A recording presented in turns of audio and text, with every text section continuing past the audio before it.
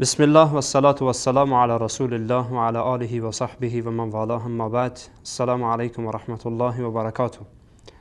بینندگان عزیز و گرامی، در خدمت شما هستم باز یکی از پاسخهای یا جوابها برای شبهات افرادی که معاندند و افرادی که ضد اسلام و ضد قرآن و ضد پیامبر علیه السلام هستند. از جمله این افراد یک شخصی است به نام شفیع عیار که در افغانستان، در کشور افغانستان یا در بقیه کشورهایی که با زبان فارسی آشنایی دارند و بعضی از شبکه ها را میبینند، این فرد را میشناسند و البته انتخاب این فرد به خاطر اهمیت شخصیت او نیست، بلکه این فرد خیلی کوچکتر از آن است که این فرد نامش گرفته بشه و در شبکه مبارک نام این فرد که در واقع می شود گفت که بعدا انشاءالله با آشنایی پیدا خواهید کرد که چی فردی است. چون این فرد می تواند یعنی سخنگو باشد از طرف گروه معاند و فردی باشد که سخنان دیگران را دیکته شده برای مردم القا کند. با همدیگر این فرد را بهتر اول بشناسیم که این فرد ادعایش چی هست و از نظر علمی چگونه شخصی است و بعد یکی از شبهاتش را انشاءالله در این قسمت جواب خواهیم داد. از اتاق فرمان میخوام که کلیپ شماره اول را پخش بکنن که ادعای این فرد را با هم دیگر بشنویم. اما من از هیچ کس دیگه پیغمبر نمیشناسم، از روی هیچ کس دیگه قضاوت نمیکنم پیغمبر. خدا کنه تمام دنیا پیغمبر بد بگه یا خوب بگه، من یک کتاب از روی یک کتاب پیغمبر میشناسم و او چیست؟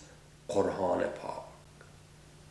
پیغمبر به اساس قرآن پیغمبر شده. آیات قرآن برای ما مهم است که در مورد پیغمبر چی میگه. بینندگان عزیز، این کلیپ را دیدید با هم دیگر. اولا این فرد ادعا میکنه که من پیامبر از قرآن برای شما معرفی میکنم. ثانیا این فرد حتی نام قرآن را تا حالا یاد نگرفته، میگه قرآن، یعنی نام قرآن کریم را یاد نداره، نام کلام خدا را یاد نگرفته، چی برسه به این که بیایه از قرآن کریم استدلال بکنه. و این فرد خیلی کوچکتر از آنه که بتوانه از قرآن کریم پیامبر علیه السلام را معرفی بکنه و مثل مستشرقین، مثل بادارهای خود متاسفانه به بدگویی رسول الله صلی الله علیه و سلم شروع میکنه. اول بیاین یک مقطع کوتاه یا کلیپ کوتاهی ببینین که این فرد از قرآن چی آشنایی دارد. با هم دیگر کلیپ شماره دوم را میبینیم، بعدا انشاءالله برخواهیم گشت. آیت 6 سوره زمر، سوره فصلت، میبینید که این فرد حتی نام سوره های قرآن کریم را هم یاد نداره، چی برسه به این که بتونه از قرآن استدلال بکنه. البته این نمونه از خروار بود. مثلا سوره زمر را میگه سوره زمر، یعنی فرق فتحه و فرق زمر را نمیفهمه. زمر کجا، زمر کجا؟ یا سوره فصلت را میگه سوره فصلت. اصلا این فرد یعنی نامهای سوره ها رو یاد نداره، چی برسه به این که این بیا از قرآن کریم پیامبر رو برای بیننده های خود معرفی بکنه. البته گفتم این نمونه از خروار هست که انشاءالله ما به این موارد اشاره خواهیم کرد و جهل این فرد را به نمایش خواهیم گذاشت. و با همدیگر کلیپی را میبینیم که این فرد گستاخی به ساحت رسول الله صلی الله علیه و سلم میکنه، با وجودی که خودش را مسلمان میگه. انشاءالله بعد از این کلیپ قضاوت را به دوش شما خواهیم گذاشت و آیات را خواهیم خواند و خودتان قضاوت بکنید که این فرد چی نوع دینی دارد و از کدام کیش و آیین در واقع پیروی میکند. کلیپ شماره سوم را با همدیگر میبینیم. سوره یونس آیت 94 و 95. ای پیغمبر، اگر در آن باره آنچه به تو نازل کردیم شک داری، از کسانی که کتاب الهی پیش از تو را میخوانند، از کسانی که کتاب الهی پیش از تو را میخوانند بپرس، مطمئنا حق از طرف خدا برای تو آمده، بنابراین از جمله شکاکان نباش. پیغمبر خود شک میکرده در قرآن، در پیغمبری خود، و خداوند پیغام می آمده میگفته بچیم شک نکو، پیغمبر هستی. در اینجا آمده که تا پیغمبر شک داشته به پیغمبری خود، شک داشته به قرآن خود. خب بینندگان عزیز و گرامی، با عرض معذرت که این کلیپ پخش شد، به هر حال این فرد را دیدید، جسارت و گستاخی این فرد احمق و این فردی که در واقع می شود گفت که نه به قرآن ایمانی دارد، نه به پیامبر ایمانی دارد، نه به اسلام ایمانی دارد، چی جسارتی را در حق رسول الله صلی الله علیه و سلم می کند. حتی معانی قرآن کریم را که پیش روی این فرد گذاشته و آیاتی را به هر حال پیشش هست به معنای فارسی میخوانه، همین را هم درست نمیتونه بخوانه. و شما ببینین با چی یعنی زبان و لهجه سرکوچه‌ای صحبت میکنه. نعوذ بالله، خدا برای پیامبر گفت بچیم شک نکن. یعنی این فرد شما ببینید که این چی نوع ادب نسبت به الله سبحانه و تعالی و ادب نسبت به قرآن و ادب نسبت به پیامبر صلی الله علیه و سلم داره. و از جهت دیگر از این آیه مبارکه‌ای که این فرد به او استدلال کرد، آیه 94 سوره مبارکه یونس، که استدلال باطل میکنه که نعوذ بالله گویا رسول الله صلی الله علیه و سلم به نبوت خود شک داشتن، به قرآن شک داشتن، نعوذ بالله.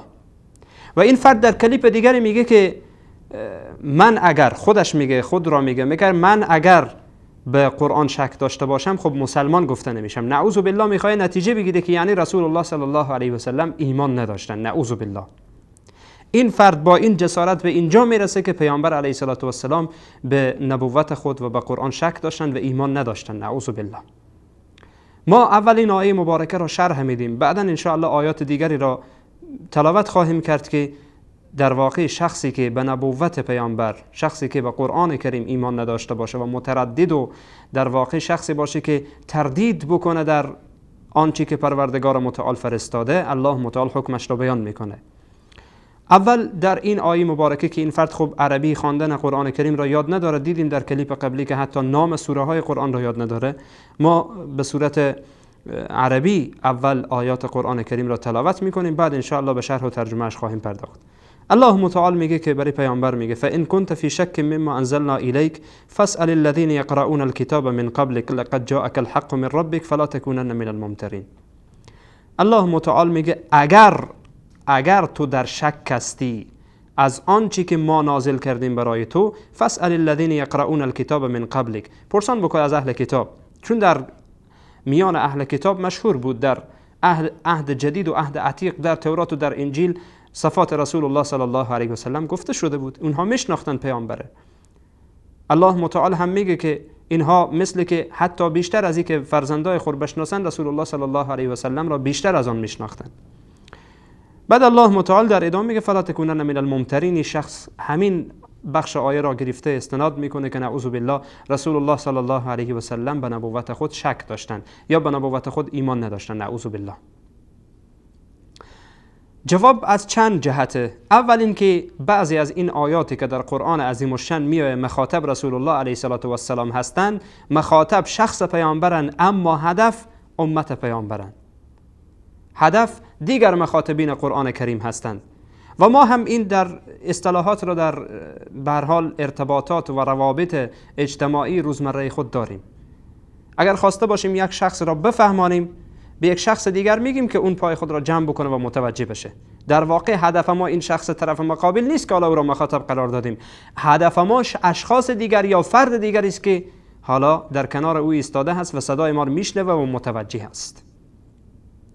و در این مورد اصطلاحات و ضرب المثل هایی هم هست که در نزد انسان های عاقل واضح و آشکاره.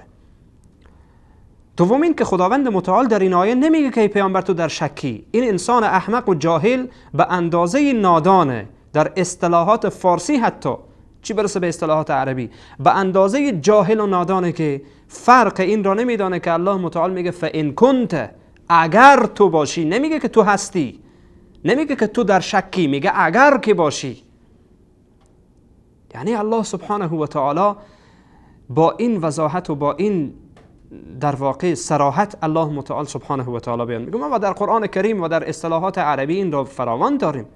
مثلا الله متعال سبحانه و تعالی در سوره مبارکه انبیاء آیت 22 میفرماید لو کان فیهما آلیهة الا الله لفسدتا. اگر در این آسمان و زمین اله دیگری می بود، لوکان اگر می بود لفسدتا، این آسمان و زمین از بین میرفت، تباه میشد. یعنی اگر شفیع عیار احمق بیایه این آیه بگیره، میگه که خدا پس دوتاست، پس الههای دیگری هم هست، به اصطلاحی که او حالا این آیه را ترجمه کرده، آیه 94 سوره مبارکه یونس را. اگر به اون ترتیب خواسته باشیم ترجمه بکنیم، به این معناست که نعوذ بالله اله دیگری هم وجود داره. و همچنین الله متعال در سوره مبارکه زخرف آیت 81 میفرماید قل ان کان للرحمن ولد فانا اول العابدین. اگر برای الله، این هم مثل همانه، ان کنت ان کان، اگر برای پروردگار رحمان فرزندی می بود، ولدی می بود، پس آیا به تعبیر این انسان جاهل هست الله متعال فرزند داره؟ این یعنی عجیبه. این افراد که همچون شبهاتی میریزانند، نه اینها عقل دارن و نه هم به نقل اینها واردند. اگر قرار باشه که الله متعال وقتی میگه فلا تکونن من الممترین، از جمله شک کنندگان نباش، و ای به این معنا باشه که نعوذ بالله پیامبر شک کرده و شک داشته، پس این را چی میگه که الله سبحانه و تعالی در سوره مبارکه یونس آیت 105 میگه ولا تکونن من المشرکین، از مشرکین نباش. نعوذ بالله پیامبر مشرک بوده؟ این چی اصطلاحی است؟ این چی منطقی است؟ چی منطق غلطی است که تو در پیش گرفتی؟ یا امثال تو افرادی که همچون افکار غلط و افکار پوچی دارن. الله متعال سبحانه و تعالی این شک و تردید را از جمله صفات مؤمنین نمیدانه. کسی که در دین خدا شک بکنه اون کافر و مسلمان نیست.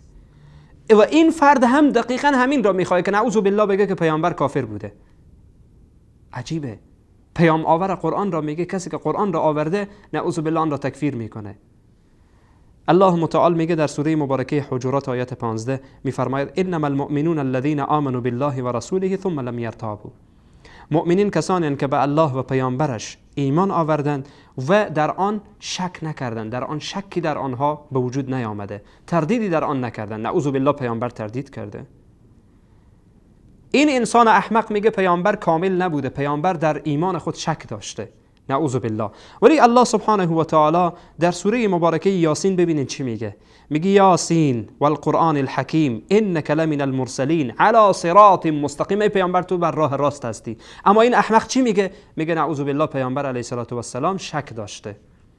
الله متعال در سوره مبارکه بقره آیت 285 میگه آمن الرسول بما انزل الیه من ربه والمؤمنون الی آخر. پیامبر ایمان آورده به الله، پیامبر ایمان آورده با آنچه که به او فرستاده شده، به قرآن. این احمق میگه پیامبر علیه السلام به قرآن شک کرده. و ایمان یعنی باور راستین و باور محکم، باوری که بدون شک باشه، بدون تردید باشه. ای انسان احمق، تویی که میگی استدلال میکنی و تویی که ادعا میکنی که از قرآن داری در واقع استدلال میکنی و استناد تو به قرآن هست، این آیات قرآن کریم را یک بار بخوان. اگر طالب حق باشی هدایت میشوی و اگر طالب حق نبودی ان شاء الله که رسوا شدی، بدبخت شدی. الله متعال سبحانه و تعالی این فرد و امثالش را هدایت بکنه.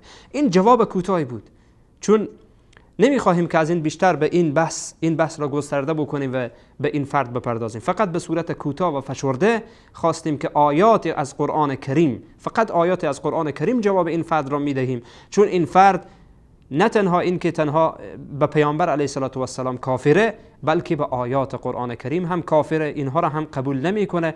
اما ما به خاطر اینکه بینندگانی که و افرادی که فریب این فرد را خوردن یا امثال این فرد که در آینده خواهند آمد و امثال این که فعلا وجود دارند متوجه بشن که آیات قرآن کریم چیزی را میگوید و اینها از قرآن کریم برداشت دیگری دارند.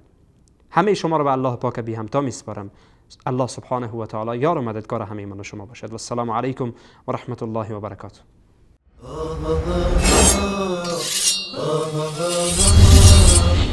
Oh